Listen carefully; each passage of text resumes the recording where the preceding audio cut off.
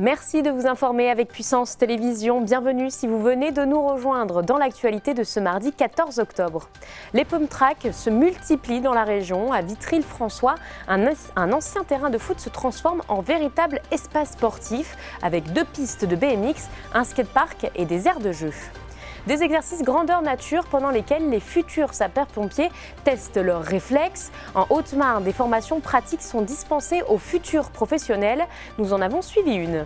Rudy et Stéphane forment un duo surprenant, unis par la passion d'un sport qui l'est tout autant, le sidecar. Entre adrénaline et complicité, ils repoussent leurs limites à chaque course. Un point rapide sur la météo, les nuages restent majoritaires sur nos départements avec une ambiance grise mais douce. Les températures se maintiennent autour des 16 degrés cet après-midi. Ce sont des valeurs légèrement au-dessus des normales de saison. On pourrait presque parler d'une mode, d'un effet domino depuis les JO 2024. Depuis quelques années, les pump tracks sont de plus en plus nombreux sur notre territoire, en Meuse, en Marne, en Haute-Marne. Ces terrains de BMX, de skate ou encore de trottinette font désormais partie des paysages urbains. L'objectif est de répondre à une demande locale pour animer la population. Léo Martin s'est rendu sur les chantiers des futurs pump tracks de Vitry-le-François et de Bar-le-Duc. D'ici quelques mois, ce chantier sera devenu un véritable lieu de vie dans la Cité Rose. 2 pistes de BMX pour les petits et les grands et un skatepark juste à côté. Cet ancien terrain de foot n'était plus utilisé par les clubs locaux, il a donc été transformé. Et aussi une structure du moment. C'est des choses émergentes depuis quelques années qui poussent un petit peu partout. On a voulu garder ce lieu historique et redonner une vie au quartier. Et pourquoi pas ce pump track qui, encore une fois, séduit les jeunes et les moins jeunes. Les pistes de pump track se sont démocratisées avec les Jeux Olympiques. En tout, 200 mètres de piste pour accueillir des compétitions. La partie du terrain de foot qui n'a pas été détruite sera elle aussi transformée avec des aires de fitness et des jeux pour les enfants. Ça a été une révélation, l'affirmation au grand jour, les médailles d'or que la France a obtenues aux Jeux Olympiques dans ces types de disciplines a boosté l'activité et donc ayant été dopé, on voit qu'il y a de plus en plus de pratiquants. Puis il suffit d'ailleurs de regarder dans les rues, regarder notre jeunesse, comment elle se déplace, regarder comment elle s'amuse, regarder les glisser dans la ville. Il faut qu'il y ait un espace dédié pour qu'ici on puisse se spécialiser. Très heureux de voir cette opération se faire, ici à la Fauvarge. Vous aurez remarqué qu'à côté on a le stade municipal, qu'à côté, pas très loin, nous avons le centre aquatique. Donc on est en fait sur un arc qui concentre une grande partie des installations sportives de la ville. C'est un projet à plus de 400 000 € subventionné en partie par l'État. Dans le département voisin, à Bar-le-Duc, une piste de pump track va également voir le jour. Ici aussi, l'objectif est de répondre à une demande grandissante. Situé le long du canal, les travaux devraient démarrer dans les semaines à venir.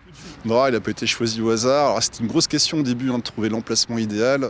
On tenait absolument à ce que ce soit en centre-ville pour que ce soit accessible, parce que le fait de monter sur la côte Sainte-Catherine ou la Ville-Haute serait plus dissuader certains jeunes peut-être. Et puis aussi, on a fait attention au voisinage. Là, on est sur un endroit où il n'y a pas beaucoup de voisins directs, mis à part la SNCF et puis les poissons du canal. C'est vraiment de pouvoir leur offrir un équipement top. On va être sur un espace en tout de 4800 m². Donc le pump track, ce sera 1500 m² à peu près, avec 245 mètres de linéaire de pump track, 3 niveaux de difficulté. Et le skatepark, il va proposer un bowl ou un mini-bowl. D'autres communes ont également opté pour un pump track comme Ligny-en-Barrois, Chaumont ou encore Saint-Dizier. Un outil sportif qui se développe dans toutes les villes.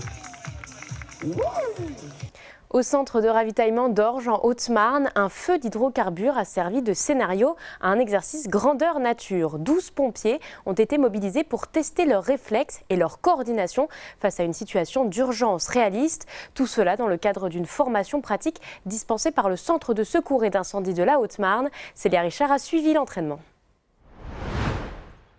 Il est 13h50 quand l'intervention est déclenchée. Un feu d'hydrocarbures a été annoncé au centre de ravitaillement d'essence d'Orge et les 12 sapeurs-pompiers ont une vingtaine de minutes pour se rendre sur place. 14h13, les pompiers sont arrivés.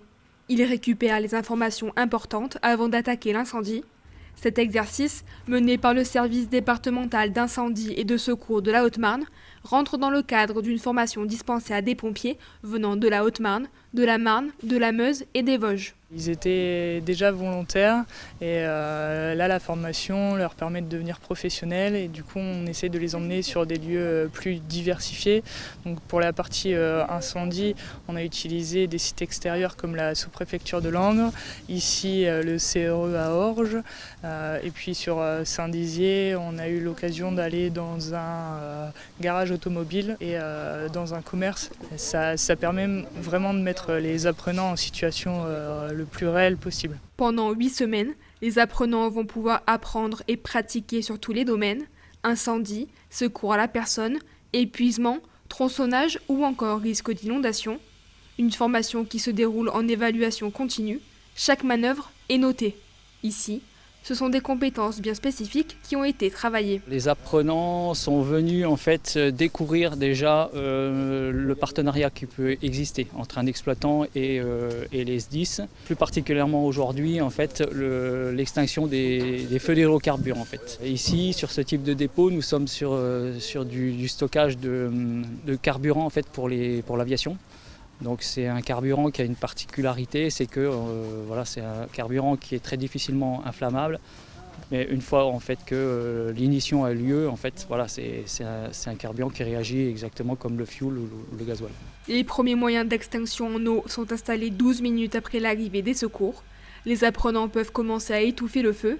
Ce type d'exercice dure généralement près de 45 minutes avec une durée d'extinction de 20 minutes pour un sinistre de petite ampleur. Le cheminement a été qu'on devait suivre les personnes du site qui étaient accueillants. On a placé nos engins à la demande de notre chef d'agréé.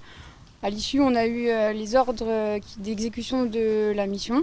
Et après, on a établi l'ensemble de nos tuyaux pour pouvoir faire l'extinction du wagon. Pour ma part, on a 2 tuyaux qui ont cédé sous la pression. Ça, c'est des choses qui arrivent malheureusement. C'est du matériel consommable. Mais sinon, ça nous a retardé, mais on a quand même réussi à faire notre mission. Il faut réagir très vite, rendre compte et percuter, comme on dit chez nous. Donc se dépêcher, récupérer ce qu'il faut au camion, établir de nouveaux tuyaux et sous les ordres, remplacer ce tuyau et ensuite poursuivre l'action. 15 heures, l'intervention est terminée. Le bilan est positif. Un potentiel blessé est transporté au centre hospitalier de Chaumont et seulement des dégâts matériels à déplorer. La formation se conclura avec une cérémonie à Colombey-les-Deux-Églises.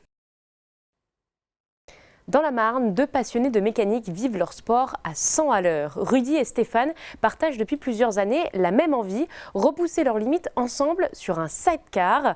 C'est un entraînement minutieux, ce sont des réglages conséquents et une compétition régionale pour essayer de faire tenir la complicité qui, vous allez le voir, est leur plus grande force. Nous les avons suivis durant les préparatifs jusqu'au jour du tournoi. Regardez.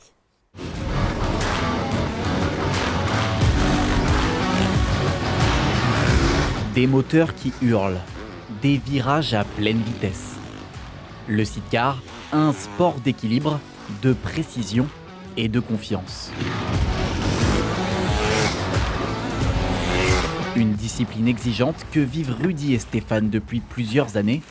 Passionnés de mécanique et de sensations fortes, ils ont découvert le sidecar presque par hasard, avant d'y plonger corps et âme. La passion est là depuis très petit, grâce au cousin de ma compagne qui faisait du sidecar. Il a pu me faire rentrer dans le milieu du sidecar et me trouver un pilote dès le départ et j'ai accroché direct. Une passion que je regrette pas du tout, que j'espère pouvoir continuer le plus longtemps possible. J'aime mieux être en sidecar à l'heure actuelle que faire de la moto maintenant. Un sport à part où tout repose sur la complicité.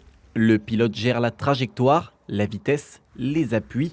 Le passager, lui, devient le véritable contrepoids se déplaçant dans le panier pour garder l'équilibre à chaque virage, un travail d'équipe millimétré où la moindre erreur se paye. Quand on va vraiment chercher de la motricité, on va vraiment se pencher et descendre avec 3 appuis. Il n'y a pas une peur d'angoisse de frôler le sol ou quoi ? Le sol, on le frotte souvent. Depuis plusieurs semaines, le duo enchaîne les entraînements pour être prêt pour leur course dans quelques jours. Le but, c'est de rentrer dans les 4-5 premiers. Pour notre première, ça serait vraiment pas mal. Je pense avoir les capacités, avec mon pilote, de rentrer dans les 4-5 premiers. Ça serait pas mal. C'est un bon objectif. Après des heures d'entraînement, le moment est arrivé. Avant la course, les 2 hommes doivent se concentrer, mémoriser chaque virage, chaque portion du circuit Au moment d'enfiler la combinaison, la pression monte pour Rudy, mais lui le sait, c'est l'occasion de montrer qui il est. Là, on va se décompresser tranquillement, mais je pense que ça va aller. Parcours très bien, ils ont eu de la chance avec la météo, franchement bien, il y a le grand soleil aujourd'hui, tout va bien quoi. Donc normalement ça devrait aller. Conscient de l'enjeu, le duo avance vers la ligne de départ, où les autres concurrents patientent déjà, les moteurs grondent et la tension est à son comble quand vient le top départ. Dès les premiers mètres, Rudy et Stéphane donnent tout. Ils se positionnent directement en deuxième place. Les trajectoires sont propres, les freinages précis et les conditions sont parfaites pour libérer toute la puissance du sidecar. Virage après virage, le duo tient bon. Rien ne les fera décrocher de cette seconde position. Un résultat solide, de quoi ravir leurs proches. Vous les trouvez comment là?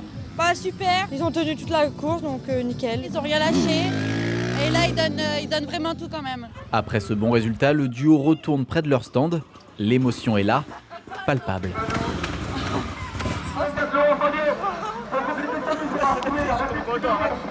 Après plusieurs mois compliqués, les efforts portent enfin leurs fruits. Première, deuxième place ensemble, bien pour la première. C'est difficile au départ de se coordonner, d'être vraiment bien tous les deux quoi. Donc ouais, forcément beaucoup d'émotions et puis faire deux, c'est notre vraie première manche qu'on fait ensemble. Ouais, c'est cool, c'est cool. Désormais, une belle pause hivernale les attend, de quoi recharger les batteries avant de remettre les gaz sur le terrain dès le mois de mars prochain. Et vous pouvez retrouver toute l'actualité en continu sur notre site internet puissancetelevision.fr et sur notre application mobile. Juste après, je vous retrouve avec notre invitée du jour, Inès Lallemand, et la nouvelle Miss Champagne-Ardenne. Elle reviendra sur son sacre sur notre plateau. Tout de suite, la météo.